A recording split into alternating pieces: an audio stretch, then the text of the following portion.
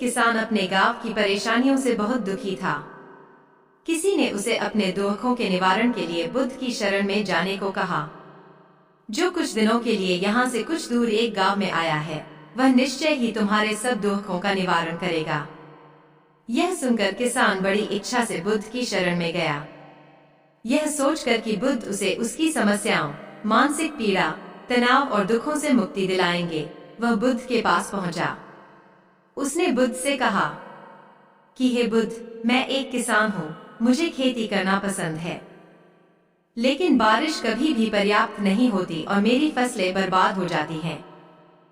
पिछले साल मेरे पास खाने के लिए कुछ नहीं था और इस साल भी अत्यधिक बारिश के कारण फसल को बहुत नुकसान हुआ। मेरे पास खाने के लिए पर्याप्त भोजन नहीं है। किसान ने कहा, मैं शादीशुदा हूँ, मेरी पत्नी मेरा ख्याल रखती है, मैं उससे प्यार करता हूँ, लेकिन कभी कभी वह मुझे बहुत परेशान करती है और घर में बहुत क्लेश हो जाता है, जिससे मुझे लगता है कि अच्छा होता अगर वह मेरी जिंदगी में नहीं आती। मेरे भी 2 बच्चे हैं, कभी कभी मेरे बच्चे भी मेरा अनादर और अवज्ञा करते हैं, मेरे निर्देशों का पालन नहीं करते। किसान लगातार बुद्ध को अपने दुखमय जीवन के बारे में ऐसी तमाम बातें बता रहा है। बुद्ध उस दुखी किसान की समस्या को ध्यान से सुनते रहे। अपनी जिंदगी की सारी परेशानियां बताने के बाद जब उन्हें राहत महसूस हुई तो वह चुप हो गए। अब उसके पास बताने के लिए कोई और समस्या नहीं बची थी। अब वह चुपचाप बैठकर बुद्ध की ओर देख रहा था और अपनी समस्या का समाधान पाने के लिए बुद्ध के उत्तर की प्रतीक्षा कर रहा था। लेकिन बुद्ध चुप थे। किसान ने फिर कहा, हे बुद्ध, मैं आपकी शरण में आया हूँ, कृपया मेरे जीवन की इन समस्याओं का समाधान करें। बुद्ध ने कहा, मैं तुम्हारी कोई मदद नहीं कर सकता। किसान आश्चर्यचकित होकर बोला, अरे, यह आप क्या कह रहे हैं? सब कहते हैं कि आप सबके दुख दूर कर देते हैं, तो क्या तुम मेरी समस्याएं हल नहीं करोगे? इसलिए कि मैं एक गरीब किसान हूँ। बुद्ध ने कहा, मुश्किलें हर किसी के जीवन में आती हैं। जीवन में दुख और परेशानियां आना स्वाभाविक है। व्यक्ति के जीवन में अक्सर उसके कर्मों के अनुसार परिस्थितियां बदलती रहती हैं, जिससे सुख, दुख, निराशा और क्रोध आता है। नए रिश्तों का बनना, पुराने रिश्तों का बिगड़ना, रिश्तों में मिठास और कड़वाहट, ये सब सामान्य है। यह जीवन का हिस्सा है और यह जीवन का चक्र है। हकीकत तो यह है कि हम सभी के जीवन में 83 प्रकार की कठिनाइयां हैं। इन कठिनाइयों का समाधान आप और मैं नहीं कर सकते, कोई नहीं कर सकता। जिंदगी और जिंदगी में बनने वाले रिश्ते स्थिर नहीं होते। एक दिन रिश्तेदार भी चले जाएंगे और जिंदगी भी खत्म हो जाएगी। लेकिन ये समस्याएं वैसे ही रहेंगी जैसे आज आपकी जिंदगी में है और कल किसी और की जिंदगी में होंगी।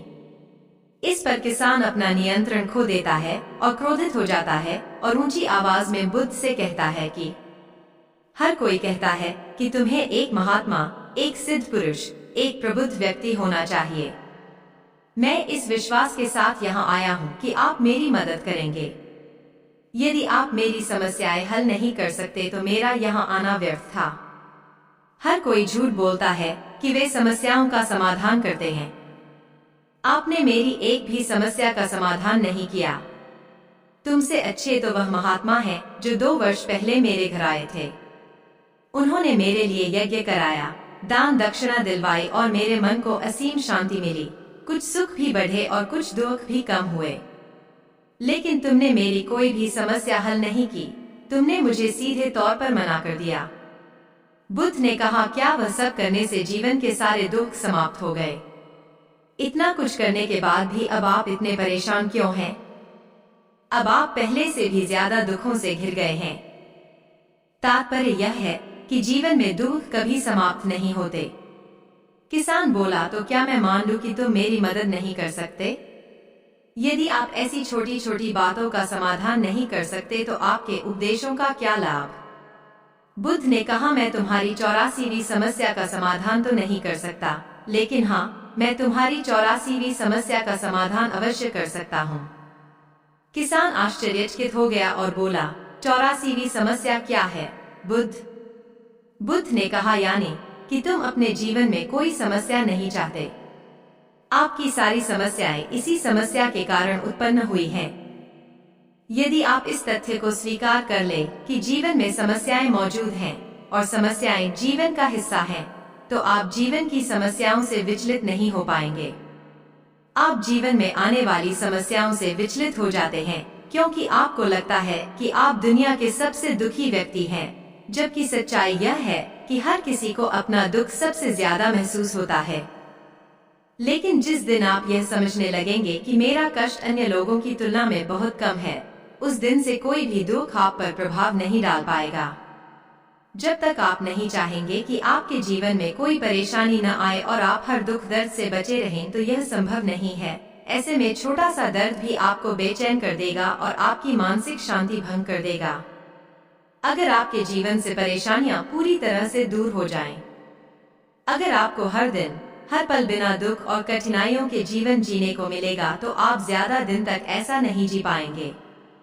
एक समय आएगा जब आप हर दिन एक ही तरह की जिंदगी जीने से पूरी तरह से तंग आ जाएंगे और ऊब जाएंगे, क्योंकि जीवन में किसी भी चीज की अधिकता जीवन के लिए भयानक समस्याएं पैदा करती है। आरामदायक जीवन जीने से आप मन और शरीर दोनों से विकलांग हो जाएंगे। तो ऐसे जीवन का क्या फायदा जो बाद में आपको नर्क जैसा जीवन जीने पर मजबूर कर दे।